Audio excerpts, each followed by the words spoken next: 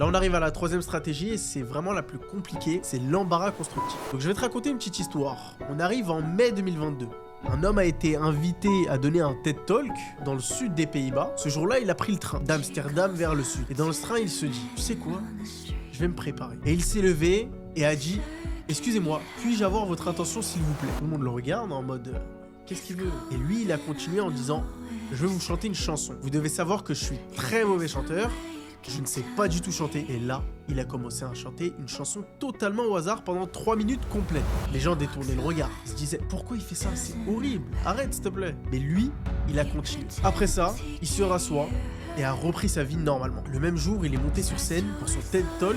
Et tu sais ce qu'il a ressenti? Il se sentait bien. Il s'est dit, je viens de chanter dans un train, je peux donner cette conférence. Ce qu'il a fait ce jour-là s'appelle l'embarras constructif.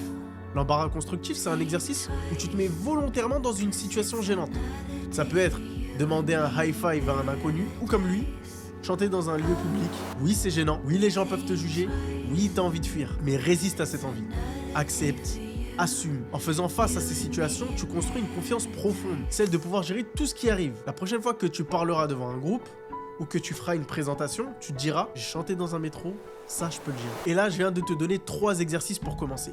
Mais évidemment, il y en a beaucoup d'autres. Et je mettrai mes 30 défis préférés d'embarras constructif dans la description. Donc si tu appliques ne serait-ce qu'une de ces 3 stratégies, tu feras partie de ce petit groupe très sélect des communicants les plus magnétiques de la planète.